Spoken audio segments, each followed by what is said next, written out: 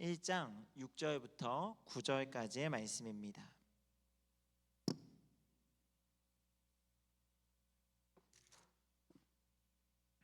우리 6절부터 9절까지의 말씀을요 한 목소리로 같이 읽도록 하겠습니다. 시작. 그러므로 너희가 이제 여러 가지 시험으로 말미암아 잠깐 근심하게 되지 않을 수 없으나 오히려 크게 기뻐하는도다. 너희 믿음에 불로 연단하여도 없어질 금보다 더 귀하여 예수 그리스도께서 나타나실 때에 칭찬과 영광과 존귀를 얻게 할 것이니라. 예수를 너희가 보지 못하였으나 사랑하는도다. 이제도 보지 못하나 믿고 말할 수 없는 영광스러운 즐거움으로 기뻐하니 믿음의 결국 곧 영혼의 구원을 받음이라. 아멘. 우리 옆에 계신 분들과 함께 인사하겠습니다. 잘 오셨습니다. 네, 은혜를 사모하는 마음으로 주님의 전에 나오셔서 특별히 고난주간 우리가 무엇을 깊이 묵상하고 있죠? 십자가, 예수님의 고난을 깊이 묵상하고 있습니다. 예수님의 고난, 십자가를 생각을 하면 사실 이 고난이라고 하는 단어가 성경에 참 많이 등장을 하고 성경을 이해하는 데 있어서 아주 중요한 주제 중에 하나다라는 것을 알 수 있습니다. 그 중에서 특별히 이 베드로전서라고 하는 성경은 이 고난이라는 단어를 통과하지 않고는 절대 이해할 수 없는 성경 중에 하나입니다. 베드로전서라는 성경은 AD 64년부터 시작된 로마 네로 황제의 대박해, 특별히 기독교를 향한 대박해를 기점으로 해서 로마 제국 전역에 그리스도인들을 핍박하는 이들이 정말 전국적으로 제국 내 안에 있는 수많은 도시에서 일어나게 되었는데, 그것 가운데 성도들이 어떻게 살아야 하는지 또 그들에게 어떻게 위로를 할 것인지에 대해서 베드로가 기도하면서 고심하며 그렇게 하나님의 영감으로 보낸 편지가 바로 베드로전서, 베드로후서입니다. 당시 성도들이 고난을 왜 당했을까요? 그들이 고난을 당한 이유는 정말 딱 한 가지입니다. 예수를 믿었다라는 이유 하나, 바로 이것이 그들이 고난을 당한 이유입니다. 죄를 대신해서, 우리의 죄를 대신해서 죽으신 예수님을 부인할 수 없었기 때문에 그들은 고난을 당했다라는 거예요. 고난을 당하는 그들은 여러 가지 모습으로 어려움을 당했는데요, 우선 세상 사람들로부터 저주받은 십자가에 달리신 예수님을 믿고 따르는 그런 어리석고 미신에 사로잡힌 자들이다라고 손가락질을 당했습니다. 또 무엇보다 황제 숭배를 하던 로마 제국 안에서 이것들을 거절했기 때문에 아무리 그들이 하나님을 믿고 예수님을 믿는다라고 이야기를 하더라도 황제를 숭배하지 않는 것으로 인해서 미신론자 아니면 무신론자라는 또는 반역자로 여겨지면서 그 나라 안에서 많은 어려움을 당하게 되었습니다. 또 이방신들에게 제사 드리는 것을 거부하는 유일신 사상을 가지고 있었기 때문에 제사와 관련된 여러 가지 사업에 참여할 수 없게 되어서 그들은 경제적으로도 많은 불이익을 당했다라고 합니다. 또 로마 제국이 추구했던 정신이 있어요. 세계 제패 또는 패권주의, 힘 있는 자가 약자를 다스리고 정복하는 것, 그것이 당시의 어떤 그들의 힘의 논리였거든요. 그런데 기독교 정신은 무엇입니까? 사랑과 봉사와 섬김을 강조하다 보니까 그 당시 시대 흐름하고는 전혀 맞지 않는, 그래서 남에게 이기는 것이 아니라 그냥 지고 들어가는 싸움을 하다 보니까 많은 사람들로부터 무시를 당했다라는 겁니다. 성만찬을 시행한다라는 이유로 그들을 야만인이라고 불리기도 했고요. 그렇게 해서 여러 가지 온갖 비난을 당했습니다. 그런데 비난과 무시만 당했으면 그나마 괜찮을진데 그걸로 끝이 아니었고요. 이 예수 믿는 사람들을 잡아다가 사나운 짐승들에게 갖다 던져서 짐승의 밥이 되게 하기도 하고요. 또 여러 가지 갖은 방법으로 사람들을 죽이는 일을 자행했다라는 거죠. 그런 상황에서 신앙을 유지한다라는 것이 쉬운 일이었을까요? 저는 제가 그 당시 성도가 된다라고 생각을 하면 참 많이 두렵고 떨립니다. 나는 과연 신앙을 지킬 수 있을까? 나는 정말 예수님을 믿는다라고 말을 할 수 있을까? 나 혼자만이라고 하면 또 모르겠지만 가족을 어떤 볼모로 잡고 가족의 어떤 신변에 위해를 간다라고 하면 나는 과연 신앙을 지킬 수 있을까라고 할 때 참 많은 물음표가 따라오게 되는 것을 보았습니다. 여러분, 베드로는 그런 그들을 위로하면서 그들이 당하고 있는 고난의 의미가 무엇인지, 또 그 고난을 이기는 방법은 무엇인지를 우리에게 알려주고 있습니다. 그래서 베드로는 고난에 대한 다른 표현을 사용하고 있는데요, 7절을 함께 읽도록 하겠습니다. 7절입니다. 시작. 너희 믿음의 확실함은 불로 연단하여도 없어질 금보다 더 귀하여 예수 그리스도께서 나타나실 때에 칭찬과 영광과 존귀를 얻게 할 것이니라. 여기서 지금 믿음의 확실함이라는 표현이 나오는데요, 이전에 우리가 사용하던 개역 한글 성경에서는요, 이 믿음의 확실함을 믿음의 실현으로 이해를 하고 있습니다. 그런데 아무래도 제가 이젠 이 표현이 다르다 보니까 원어와 또 이전 다른 성경들을 찾아보니까 이 부분만큼은 이전 성경의 번역이 조금은 더 정확하지 않나라는 생각이 들어요. 이 믿음의 실현이라는 거죠. 여기서 실현이라는 단어가 나오는데요, 이 실현이라는 단어가 어떨 때 쓰였던 단어냐면 금을 생산하는 재련소에서 쓰는 단어가 바로 실현이라는 단어였습니다. 여러분, 금광석이 어떤 건 줄 아시나요? 광석 안에 뭐가 있으면 금광석이라고 할까요? 금이라고 합니다. 그러면 금광석 1톤이 있어요. 1톤의 금광석 안에 금이 얼마나 들어있으면 금광석이라고 부르는지 아십니까? 1톤이면 몇 킬로죠? 1000킬로입니다. 그럼 1000킬로면 꽤나 무거운 거죠. 많은 돌입니다. 1톤의 금강석 안에 얼마의 금이 있으면 금강석이라고 할까요? 네? 10g. 네. 또 다른 분들은 생각하시나요?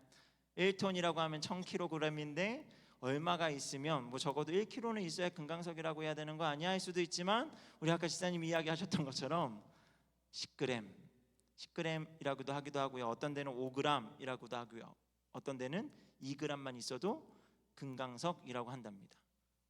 얼마나 적은 양이 들어있어요. 그런데도 그것을 뭐라고 부른다고요? 금강석이라고 부른대요. 여러분, 금강석 찾기 쉬울까요, 어려울까요? 찾기가 쉬워요. 사실은 찾기가 쉬운데 뭐가 어려울까요? 재련하는 게 어렵습니다. 금강석을 찾는 건 쉬운데 재련하는 게 어려워서 금을 추출하는 게 어렵다라고 이야기하더라고요. 이 금강석을 3500도의 용광로 속에 녹여서 불순물을 걸러내고요, 화공약품을 넣어서 여러 단계의 재련 과정을 거쳐서 불순물을 다 빼고 해서 1톤에서 몇 그램을 추출한다고요? 2g, 5g을 추출한다고요. 그렇게 적은 양의 금이 있는데 그 과정을 통해서 뭘 얻게 됩니까? 순금이라는 걸 얻어요. 순도 높은 금을 얻고 그것이 가치 있다라고 말합니다. 여러분, 지금 이와 같은 과정을 뭐라고 이야기한다고요? 믿음의 실현이라고 한다고요. 여러분, 우리의 믿음이 이와 같은 실현의 과정을, 재련의 과정을 거쳐야 뭐가 된다고요? 진짜 믿음으로 바뀐다라는 겁니다. 그러니까 고난은 충분히 이유가 있죠. 우리가 세상에서 여러 가지 죄와 거짓, 탐욕 이런 것들로 물들어 있는 가운데 진짜 믿음의 길을 걸어가려고 하면 어떤 과정을 거쳐가야 된다고요? 이 실현이라는 과정을 반드시 거쳐가야 한다라는 겁니다. 물론 우리는 예수님을 믿고 천국에 간다라는 구원의 확신이 있을 수 있지만 그것이 다가 아니고 그것은 시작이라는 거죠. 우리의 믿음 생활은요, 예수 믿고 천국에 간다라는 걸 시작으로 해서 그 이후로 계속해서 하나님 앞에 나아가는 믿음의 여정을 신앙생활이라고 이야기를 해요. 그런데 그 신앙생활 가운데 어떤 과정이 포함된다고요? 믿음의 실현, 바로 고난의 과정이 필수 과정으로 필요하다라는 것을 오늘 성경은 이야기합니다. 그래서 우리가 조금은 더 믿음이 깊어지고요, 그 내면은 예수 그리스도의 형상을 닮아가는 성숙함에 이르게 되는 것, 이것이 바로 믿음의 여정이다라는 거죠. 초대교회 성도들이 겪었던 고난과는 물론 차원이 다르겠지만 우리도 여전히 저마다 인생에서 고난을 겪고 있습니다. 과거에 어떤 일로 힘들었던 그런 경험이 있는 분들도 계실 거고요, 지금 현재 그런 고난을 당하시는 분들도 계실 거라 생각이 됩니다. 그리고 지금은 아니지만 앞으로 언젠가는 그런 고난이 찾아올 수 있으리라 생각이 되어집니다. 일반적인 상황에서 우리는 갑작스럽게 건강이 악화되거나 어떤 사고로 인해서 수술대에 오르거나 병원에서 그런 치료를 받아야 되는 고난을 겪을 수도 있습니다. 재정적인 어려움 때문에 마음고생을 할 수도 있고요. 앞이 보이지 않는 암담한 미래, 장래의 문제로 인해서 깊은 시름에 잠길 수도 있습니다. 사람과 사람 사이의 불편한 관계 때문에 사람에 대한 기피증이 생겨날 수도 있고요. 믿었던 사람으로부터 배신을 당해서 우리는 깊은 상처를 받을 수도 있다라는 거죠.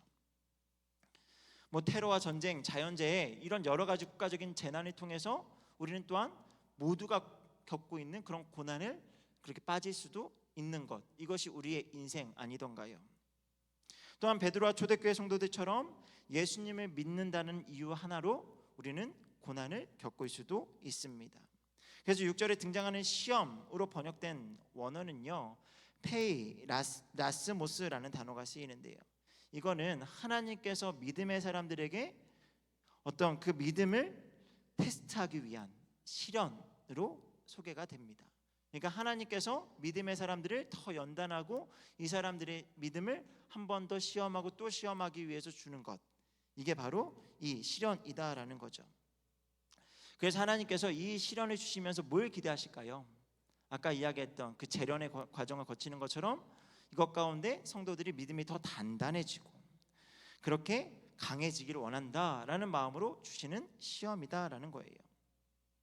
그러니 내가 혹시나 이런 고난을 당하고 있다면 우리는 어떻게 하면 될까요? 나 신앙생활 잘하고 있구나, 스스로에게 격려해주고 칭찬해주면 됩니다. 내가 지금 하나님 안에서 잘 단단해져 가고 있구나라고 스스로를 격려하면 된다라는 거예요.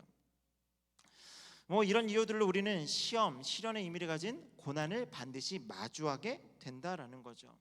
그래서 6절에 보니까요, 이렇게 말씀을 합니다. 우리 인생은 여러 가지 시험으로 말미암아 근심하지 않을 수 없다라고 말이죠. 우리 인생은요, 모든 인생은 여러 가지 시험으로 말미암아 근심하지 않을 수 없다. 어떤 말이에요? 우리 인생엔 반드시 뭐가 찾아온다고요? 시험과 고난이 찾아온다라고 성경은 분명하게 말씀하고 있죠. 그럼 이제 반대로요, 만약 내가 지금 고난을 당하고 있지 않다, 이런 행복한 인생을 사시는 분들이라고 한다면 우리는 신앙을 좀 돌아보아야 한다라는 것을 역설하는 것이기도 합니다. 지금 아무런 시험을 당하고 계시지 않은 분이 있으신가요? 나는 지금 너무 행복하고 나는 시험을 겪지 않고 있어 라고 하면 우리 신앙을 조금 돌아보아야 한다라는 거예요. 일반적인 상황에서는 하나님의 은혜로 건강할 수 있습니다. 물질적인 풍요를 누릴 수도 있고요, 또한 관계적인 면에서 원만하게 잘 지낼 수 있습니다. 하는 일마다 잘 되어지는 태평한 삶을 누릴 수도 있습니다. 그런 건 다 가능하다 치더라도 예수님을 믿는 것으로 인해 발생하는 고난은 사실 베드로와 그 당시 초대교회 성도들과 마찬가지로 우리도 피할 수 없다라는 것이 성경이 증거하는 바라는 거죠. 여러분, 예수를 믿기 작정하고 십자가를 지고 살고자 할 때는요, 반드시 고난이 찾아온다라는 것을 기억하시기 바랍니다. 세상에서의 즐거움, 쾌락적인 일들을 포기해야 하니 우리 마음에 뭐가 찾아옵니까? 번민이 찾아오잖아요. 예수를 믿기 이전에는 참 즐겁게 잘 보냈던 이런 여러 가지 것들을 하지 못하면 마음에 뭐가 와요? 병이 오잖아요. 전에 저거 하는데 정말 즐거운데 못하게 하니까 마음이 불편하면 이게 고난 아닐까요? 주일이면 영업을 하시고 자영업을 하시는 분들은 아마 평일보다 주말에 사람들이 더 많이 오갈 겁니다. 그러면 주일날 당연히 가게 문을 열면 더 많은 수익을 올릴 수 있는데 믿음 생활을 잘하겠다라고 결단을 하고 주일날 가게 문을 닫고 예배를 나와서 예배를 드리면 뭐가 떨어집니까? 수익이 떨어지잖아요. 차마 그냥 입에 바른 소리로 그렇게 문을 닫고 나오시면 하나님 앞에 예배 드리시면 더 복을 받을 겁니다 라고 저는 말을 못하겠습니다. 제가 장담할 수 없는 부분이기 때문에요. 아무래도 조금 더 힘들어질 수 있다라는 거예요. 학생의 경우는 어떻습니까?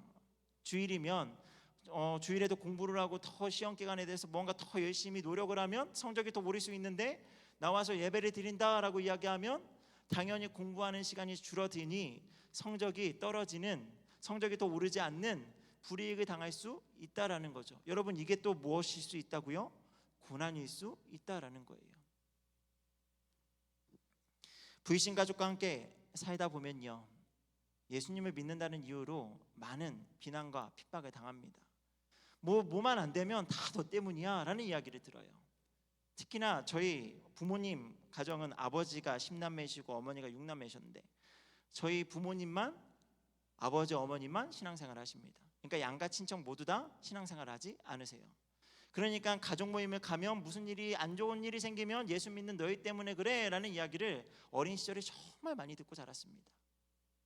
아니, 우리 때문에 잘 된 거라고 생각을 못하고요, 우리가 정말 더 안 좋아질 수 있는데 우리가 기도해서 잘 됐다라고 생각 못하고요, 안 좋은 일만 있으면 계속 유일하게 예수 믿는 저희 가정을 그렇게 핍박하시더라고요. 예수 믿지 않는 불신 가족들과 함께 지낸다라는 것이 이런 고난에 참여하는 것 아닐까요? 우리가 믿음으로 진실하게 살고자 하면요, 우리는 반드시 어려움을 당하게 된다라는 거죠. 우리가 피하고 싶어도 피할 수 없는, 우리가 부인할 수 없는, 예수님을 부인할 수 없기 때문에 찾아오는 고난이 반드시 있다라는 겁니다. 그리고 지금도 베드로와 초대교회 성도들이 겪었던 것처럼 예수님을 믿는다는 이유 하나 때문에 지금도 생명의 위협을 당하는 사람들이 있고요, 많은 핍박과 어려움 속에서 힘들게 신앙생활하고 있는, 고난받고 있는 사람들이 있다라는 겁니다. 이처럼 예수님을 믿는 그 순간부터 우리에게는 뭐가 따라온다고요? 고난이라는 것이 따라온다라는 거죠. 여러분, 우리 인생, 우리 믿는 자들에게 고난은 그냥 자연스럽게 동행하는, 옆에 항상 있는 거라고 생각을 하시면 돼요. 이렇게 생각을 하면 어떤 분들은 나 예수 믿기 잘못한 것 같아 라고 생각하시는 분들이 계실 수 있습니다. 왜냐하면 예수님을 믿고 옆에 축복이라는 것이 막 따라다녀야 되는데 고난이 따라온다고 하니까 이게 얼마나 불편한 진실일까요? 고난이 반드시 따라온다라고 하면 사실 누구도 예수 믿고 싶지 않을 거다라는 생각이 들어요. 아직 예수님을 인격적으로 만나지 못하신 분이 이 시간 계시다라고 한다면 사실 걱정이 됩니다. 예수 믿고 싶지 않으면 어떡하지? 이 자리를 박차고 나가면 어떡하지? 라는 그런 걱정이 든다라는 거죠. 그런데 정말 감사하게도 이런 고난이 찾아올지라도 우리가 예수님을 믿는 이유는 아주 명확합니다. 그것이 바로 9절의 말씀인데요, 우리 9절 말씀을 같이 한번 읽도록 하겠습니다. 시작. 믿음의 결국 곧 영혼의 구원을 받음이라. 여러분, 우리 옆에 고난이 정말 내 옆에 졸졸 따라온다 할지라도, 우리가 고난을 받는다 할지라도 예수님을 믿는 것을 포기할 수 없는 이유는 무엇 때문이라고요? 바로 영혼의 구원 때문이에요. 믿음의 결국은 축복이 아니라 뭐라고요? 영혼의 구원 때문에 우리는 예수님을 끝까지 믿는다라는 거죠. 죽었던 우리를 다시 살려주신 그 생명의 은혜를 누리기 위해서, 지옥 갈 영혼을 천국 가게 하신 하나님의 그 은혜에 정말 감사하는 마음으로 우리는 끝까지 믿음을 지켜낸다라는 거예요. 그래서 고난에 당하는 것은 이 땅에서 최고의 가치를 자랑하는 금보다 더 귀하다라고 오늘 우리가 읽은 말씀에 기록되어져 있죠. 여러분, 금은 불로 연단하고 또 연단하고 계속 연단하면요, 물론 재련의 과정을 거쳐서 2g, 5g을 얻어낼 수도 있겠지만 그 재련의 과정이 더 많아지면, 계속적으로 불로 연단하면 결국 사라진대요. 오늘 말씀에 그렇게 이야기하거든요. 불로 연단하면 그것은 다 사라질 거니와 뭐는 남는다고요? 믿음은 남는다라는 겁니다. 그래서 믿음은 뭘로 우리에게 연결된다고요? 영혼의 구원으로 완성된다라는 겁니다. 여기까지 말씀을 전하면 영원한 생명을 얻게 되는 영혼의 구원을 생각하며 그래, 고난 이겨낼 수 있어 생각할 수 있습니다. 그리고 말씀을 마치고 이제 찬양하고 기도하면 돼요. 그런데 말씀에 계속 읽다 보니까요, 계속 걸리는 표현이 있더라고요. 제 마음에 해결되지 않는 문구가 있었습니다. 6절에 보니까 뭐라고 이야기하냐면 크게 기뻐하는도다 라고 소개가 돼요. 고난을 당하고 있는데 크게 기뻐한다 라고 기록하고 있습니다. 8절에도 보면요, 즐거움으로 기뻐한다 라는 표현이 나와요. 제가 아무리 생각을 해도 전혀 즐거워할 것이 없는데, 전혀 기뻐할 것이 없는데 크게 기뻐한다라는 것이 제 안에 해결이 되지 않더라고요. 고난이라는 것과 즐거움이라는 단어는 거리가 멀어 너무 먼 거 아닌가요? 여러분, 고난을 즐거워할 수 있습니까? 오늘 제 말씀의 제목이 고난을 통해 즐거워하라라는 제목인데, 여러분 말씀 제목 생각하시면서 이게 가능하다라고 생각하고 오신 분 계신가요? 여러분에게 정말 큰 심한 고난을 당하고 있는데 즐거워하는 것이 정말 가능하던가요? 제 경우에 그렇지 않더라고요. 고난을 당하는데 어떻게 이거 즐거울 수 있지? 고난이 어떻게 즐거울 수 있지? 생각을 하면서요, 계속적으로 묻고 또 물었습니다. 하나님, 고난이 어떻게 즐겁습니까? 하나님, 어떻게 고난이 즐거움과 연결이 될 수 있나요? 계속해서 물었습니다. 그런 생각 속에서 계속 말씀 묵상하면서 하나님 앞에 기도하는데요, 그 즐거움과 고난이라고 하는 그 거리가 멀어도 너무 먼 두 단어가 연결이 되는 것을 볼 수 있었습니다. 말씀을 통해서요. 우리 그 말씀들이 6절과 8절에 나오는데, 먼저 6절을 함께 다시 한번 읽도록 하겠습니다. 6절입니다. 시작.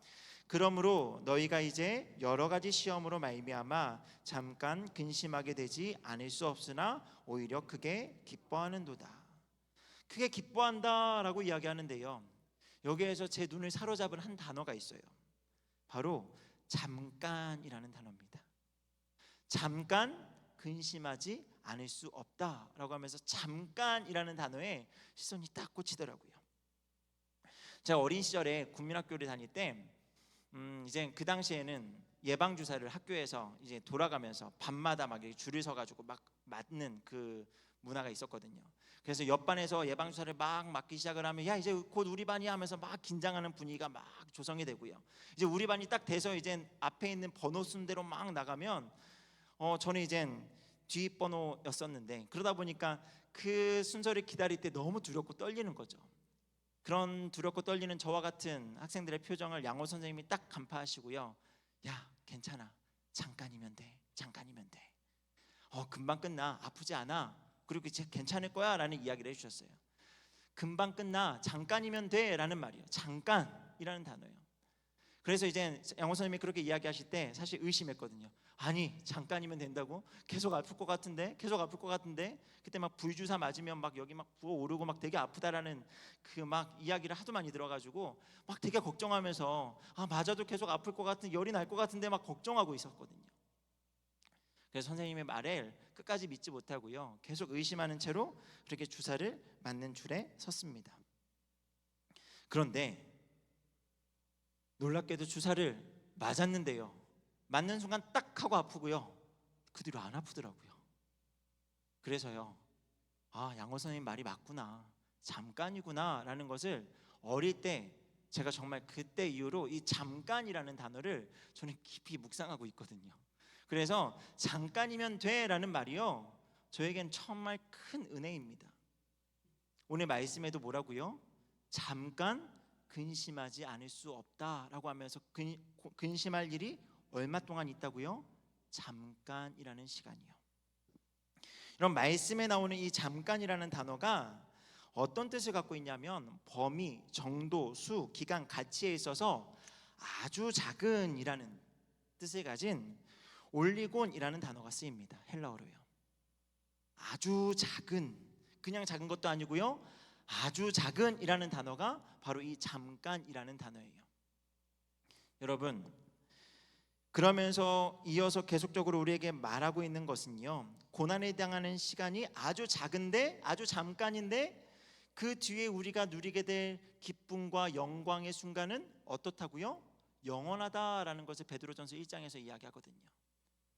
그 모든 것이 영원하다라는 겁니다. 여러분, 우리가 누리게 될 영광은 영원한데 우리가 맞게 될 고난은 어떻다고요? 아주 잠깐이요. 그럼 여기에 도전이 되지 않으시나요? 정말 만약 이 고난이라는 것이 잠깐이 아니라 길다라고 이야기한다면, 여러분 고난 감내하실 수 있으신가요? 저는 못하겠더라고요.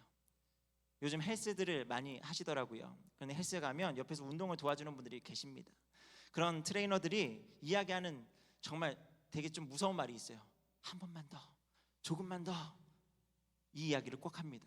그러면 사람들이 이제 속아요. 한 번만 더 하면 끝나겠지, 한 번만 더 하면 끝나겠지 하면서 무언가 자기의 어떤 그 모든 고통과 막 그걸 다 감내하면서 한 번 더, 한 번 더 하면서 해요. 어쨌든 한 번 더 하고 할 때 어쨌든 끝이 금방 보이니까 있는 힘을 다 해서 버텨내는 거죠. 견뎌내는 겁니다. 그리고 실제로 그것이 끝나면 어때요? 뿌듯하잖아요.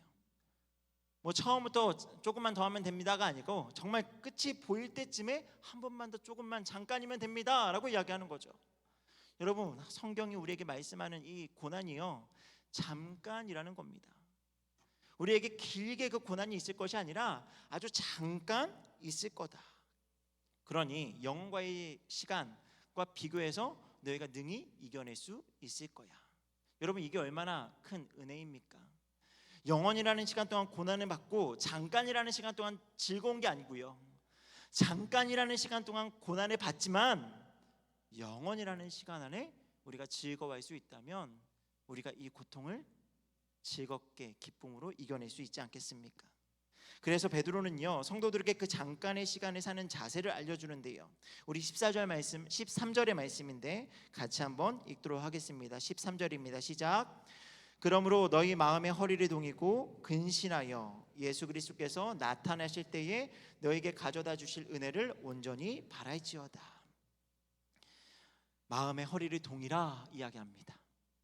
언제까지요? 주께서 곧 다시 오실 거니까요. 주님께서 언제 다시 오실지 모르는데 금방 오실 거야. 그러니까 너희 마음의 허리를 동여. 마음의 준비를 하고 있어.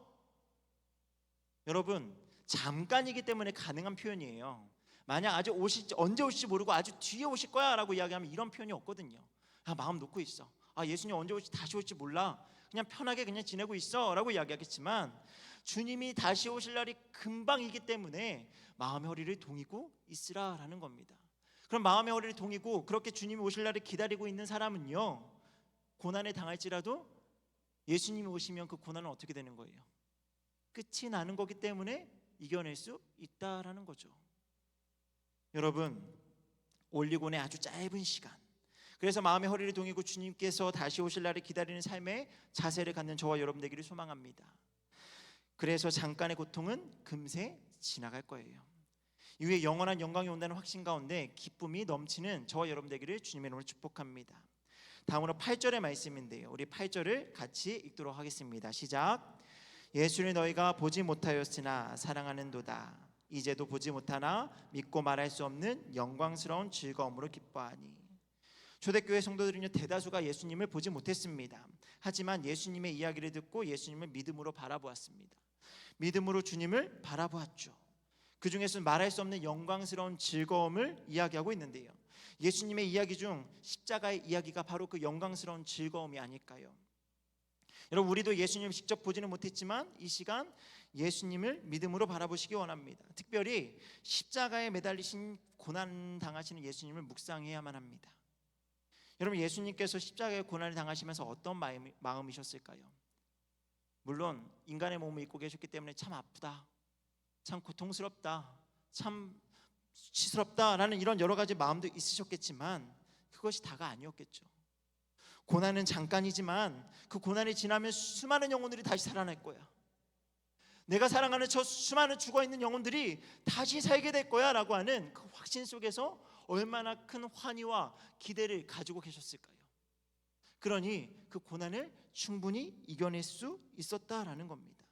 나는 비록 고난에 당하고 있지만 이 고난을 통해서 수많은 사람들이 다시 살아날 것을 기대하면서 그 모든 고난을 다 이겨내셨다라는 거예요. 그래서 초대교회 성도도 주님께서 하신 말할 수 없는 그 영광스러운 십자가의 일을 바라보고 기뻐하는 거예요. 예수님과 같이 자신들도 그 고난에 동참해서 자신들을 통해 수많은 영혼들이 다시 주께로 돌아올 것, 다시 살아날 것을 기대하면서 자신들이 겪고 있는 그 고난을 이겨나가고 있다라는 겁니다. 여러분, 주님이 선택하신 고난을 따라가는 저와 여러분 되기를 소망합니다. 그래서 12절의 말씀처럼 자기를 위한 것이 아니라 다른 이들을 살리기 위한 고난이 우리 안에 있다면 그 고난이 기뻐할 수 있는 충분한 이유가 된다라는 거예요. 제가 최근에요 2016년에 방영된 드라마 태양의 후예라는 드라마를 보았습니다. 혹시 기억나시나요? 이 드라마에 보면 자신은 죽을지언정 조국을 지키겠노라 하면서 노인과 아이 미인을 반드시 지켜주겠다라는 군인의 신념을 가진 남자 주인공이 등장을 해요. 정말 보는 시간 동안 참 멋있어 보이더라고요. 군인의 신념으로 신념 하나만을 가지고 자신의 목숨은 정말 사지로 몰아넣을지라도 다른 사람을 살리는 일에 최선을 다하는 그 모습이 정말 저는 보기 좋았습니다. 여러분, 국가에 대한 신념을 가지고도 이렇게 자신의 목숨을 내어놓는 사람이 있을진데, 여러분, 구원을 얻고 주님께서 맡기신 사명을 부탁받은 우리는 어떻게 살고 있습니까? 나만을 위한 인생으로 살고 끝낸다라고 한다면 우리의 인생에, 우리가 당하는 그 고난에 기쁨이 있을 수 있을까요? 우리가 교회에서 수고하고 봉사하는 것이 때로는 고난처럼 다가올 수 있습니다. 전도와 선교를 하는 것이 때로는 고난처럼 느껴질 수 있습니다. 다른 사람들이 섬기기 위해 나 자신을 비우고 희생하는 것이 때로는 고난처럼 다가올 수 있습니다. 하지만 우리가 당하는 그 고난을 통해서 다른 누군가가 평화를 누리고 나음을 잊는다면 그것이 우리에게 충분히 기쁨이 되지 않겠습니까? 그래서 우리는요, 나는 비록 고난을 당할지라도 이 고난 당함으로 인하여 누군가가 다시 살 수 있다라는 그 확신 속에서 기뻐할 수 있는 줄 믿습니다. 그래서 우리 로마서 8장 18절을 마지막으로 함께 읽기로 원하는데요, 우리 같이 읽도록 하겠습니다. 시작. 생각하건대 현재의 고난은 장차 우리에게 나타날 영광과 비교할 수 없도다. 여러분, 우리가 지금 당하고 있는 고난이요, 장차 우리가 경험하게 될 영광과 비교할 수 없습니다.